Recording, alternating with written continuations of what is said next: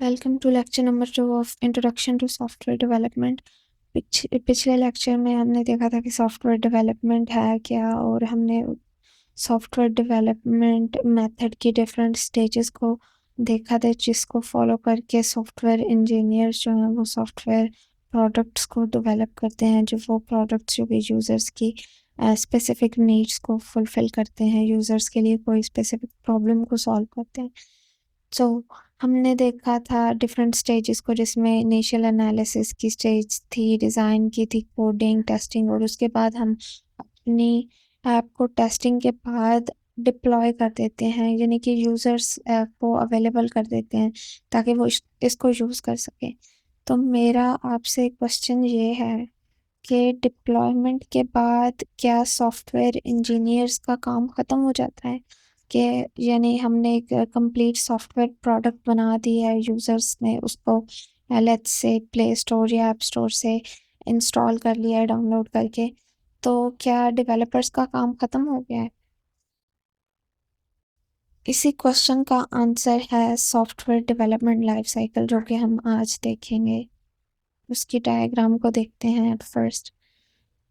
यहाँ पे text clear नहीं है, let me type it for you. The different stages of software development. Software development में हमने सबसे पहले देखा कि एनालिसिस की फेज है, रिक्वायरमेंट्स एनालिसिस।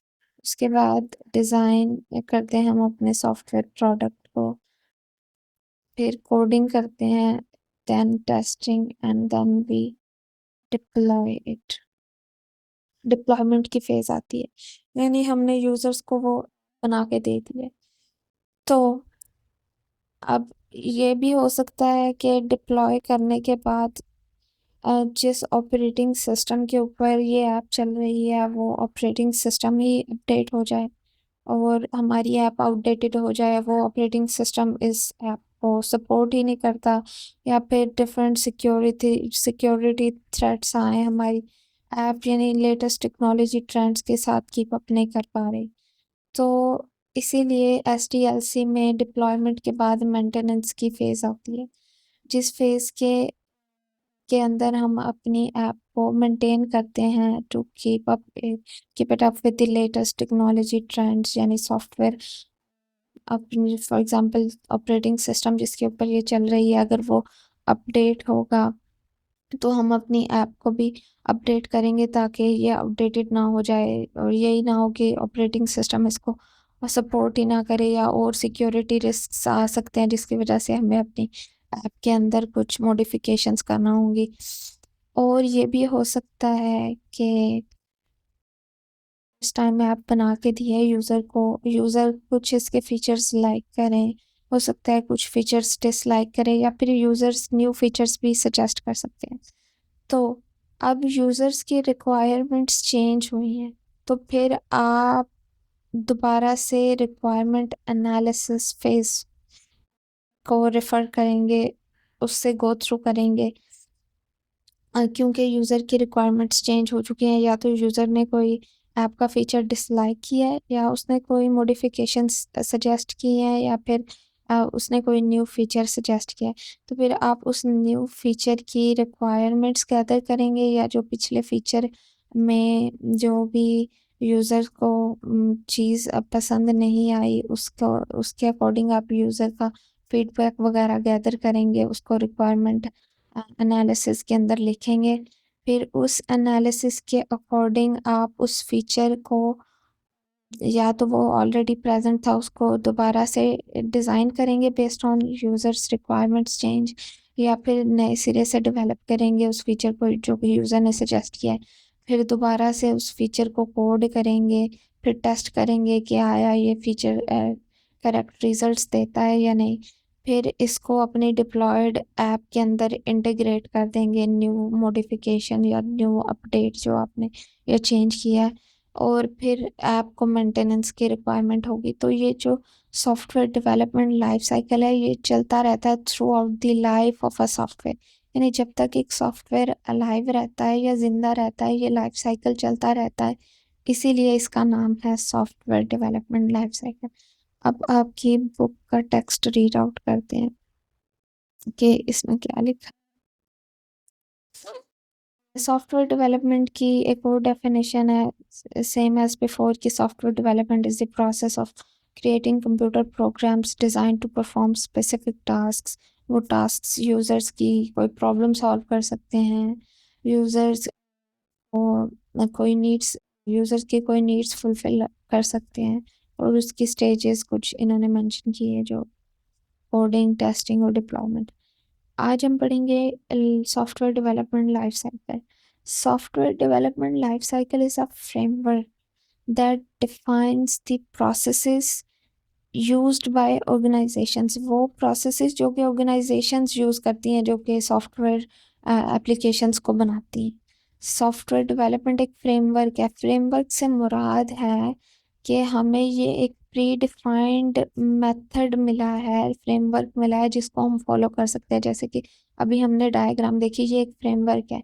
अब रिक्वायरमेंट के अंदर भी ये फ्रेमवर्क हमें मुख्तलिफ स्टेजेस बताएगा कि रिक्वायरमेंट्स कैसे गैदर करनी है, उसके मेथड्स बताएगा। तो इसीलिए हम एसटीएलसी को फ्रेमवर्क बता रहे हैं, क्योंकि ये हमें रेडीमेड और प्री डिफाइंड या एक स्टैंडर्डाइज्ड अप्रोच या मेथड बता रहा है, जिसको फॉलो करके हम अपनी सॉफ्टवेयर प्रोडक्ट्स को बना सकते हैं। तो ये हमें कौन सा फ्रेमवर्क देता है? वो फ्रेमवर्क जो कि वो प्रोसेसेस डिफाइन करता है जिनको ऑर्गेनाइजेशंस यूज़ करती हैं सॉफ्टवेयर एप्लीकेशन बनाने के लिए।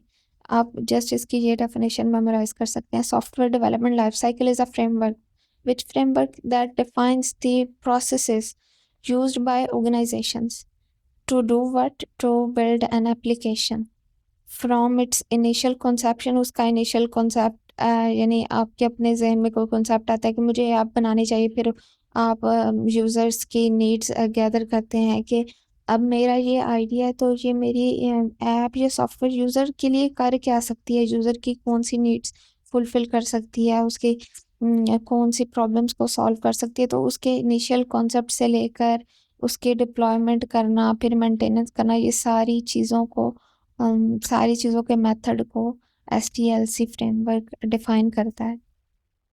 The primary purpose of SDLC is to deliver high quality software that meets customer expectations। अब हम सॉफ्टवेयर, तो आपको अगर किसी भी प्रोग्रामिंग लैंग्वेज में एक्सपर्टीज है, तो आप हो सकता है कि उसको जस्ट कोड करें, आपने सॉफ्टवेयर बना दिया, उसको डिप्लॉय कर लें। तो हमें ज़रूरत क्या पेश आ रही है कि हम ये एसडीएलसी को ही फॉलो करें। अगर हम इसको फॉलो करेंगे तो हम ऐसे सॉफ्टवेयर प्रोडक्ट्स बनाएंगे जिनकी क्वालिटी अच्छी होगी, जो कि यूज़र की नीड्स को मीट करती है एक अच्छे तरीके से। यानी अगर हमें पता होगा कि, क्योंकि इसके अंदर डिफरेंट स्टैंडर्डाइज्ड अच्छे तरीके से डिफाइन की हुई स्टेजेस हैं। जैसे कि सबसे पहले पहले स्टेज में आप थॉरोली इन डिटेल यूज़र की नीड्स को असेस करते हैं। यूज़र की नीड्स को असेस करने के बाद आप उसके डिज़ाइन की तरफ जाते हैं, कोड की तरफ जाते हैं। तो अगर आप इस स्टैंडर्डाइज प्रोसेस को फॉलो करेंगे तो आप एक हाई क्वालिटी सॉफ्टवेयर बनाएंगे जो कि यूज़र्स की नीड्स को फुलफ़िल करता है और जो कि अपनी तकमील तक पहुंचता है with in time and cost estimates. यानी अगर आप यूज़र की नीड्स को पहले ही असेस कर लेंगे तो आपके लिए आसान होगा उसकी इस चीज़ का एस्टिमेट लगाने में कि इस सॉफ्टवेयर को डेवलप करने में कितनी कॉस्ट लगेगी, कितना टाइम लगेगा, और फिर वो सॉफ्टवेयर जो कि एफिशिएंटली काम करता है, अगर हम सिस्टमेटिक अप्रोच के थ्रू उसको बनाएंगे तो। अब हम ये पढ़े हैं कि फ्रेमवर्क जो टर्म है वो सॉफ्टवेयर डेवलपमेंट में किस तरह से यूज़ होती है। In software engineering, a framework is a standardized and reusable set of concepts, practices, and tools that provide a structured foundation for developing software applications। कि सॉफ्टवेयर इंजीनियरिंग में फ्रेमवर्क एक readymade reusable set of concepts है, tools है, जो कि हमें foundation देता है जिसकी बेस के ऊपर हम सॉफ्टवेयर प्रोडक्ट्स को बना सकते हैं। It offers pre defined components. ये हमें क्या देता है? कुछ पहले से बनाए गए पार्ट्स, कंपोनेंट्स, आर्किटेक्चर्स, मेथड्स जो कि फैसिलिटेट करते हैं या हेल्प आउट करते हैं in the implementation of specific software functionality. Software के डिफरेंट फंक्शंस को बनाने में, इम्प्लीमेंट करने में हमें मदद देते हैं। वो कंपोनेंट्स हमें रेडीमेड मिलते हैं और जो कि अलाउ करते हैं developers to focus on writing code specific to their application rather than reinventing common solutions. अब सॉफ्टवेयर डेवलपमेंट तो कोई सॉफ्टवेयर इंजीनियर्स को रेडीमेड कोड नहीं देता जिसको वो कस्टमाइज करके कोई भी सॉफ्टवेयर प्रोडक्ट बनाते हैं, बट ये उनको एक स्टैंडर्डाइज्ड मेथड देता है, अप्रोच देता है कि इसको फॉलो करके आप सॉफ्टवेयर प्रोडक्ट बनाएंगे, उसको मेंटेन करेंगे, न्यू फीचर कैसे ऐड करेंगे, तो इसलिए इसको फ्रेमवर्क बोला है। बट प्रोग्रामिंग में या सॉफ्टवेयर डेवलपमेंट में फ्रेमवर्क वो है जिसके अंदर आपको कुछ रेडीमेड टूल्स मिलते हैं, कोड मिलता है जिनको आप रीयूज कर सकते हैं। रेडीमेड टेम्पलेट आपको मिल गया और उसको आप कस्टमाइज कर सकते हैं, उसके अंदर आप कुछ अपने पास से अपनी ऐप के अकॉर्डिंग अपने ऐप की स्पेसिफिक न्यू चीज़ें ऐड कर सकते हैं। फ्रेमवर्क्स प्रमोट एफिशिएंसी, यानी अगर आपको रेडीमेड टेम्पलेट्स मिल जाते हैं तो आप तेज़ी से काम कर सकते हैं, आपको सिर्फ वही चीज़ें ऐड करना होंगी जो आपकी ऐप के स्पेसिफिक है। जैसे वेबसाइट बना रहे हैं और उसके अंदर होम पेज आएगा, अगर आपको उसका टेम्पलेट मिल जाए, उसके अंदर डिफरेंट हीरो सेक्शन होगा या कुछ भी और सेक्शंस, आप उसके अंदर अपनी वेबसाइट का नेम ऐड कर देंगे, डिस्क्रिप्शन, यानी आप अपने हिसाब से उस टेम्पलेट को कस्टमाइज कर सकते हैं, तो उससे आप काम एफिशिएंटली कर सकते हैं। कंसिस्टेंसी यानी कि डिफरेंट प्रोजेक्ट के ऊपर आप सेम अप्रोच यूज़ करेंगे, सेम स्ट्रक्चर फॉलो होगा, तो ये कंसिस्टेंट अप्रोच है और इस आप कोड रीयूज़ कर सकते हैं टेम्पलेट्स का और उसके अंदर आप अपना स्पेसिफाइड कोड ऐड कर सकते हैं उस टेम्पलेट कोड के अंदर।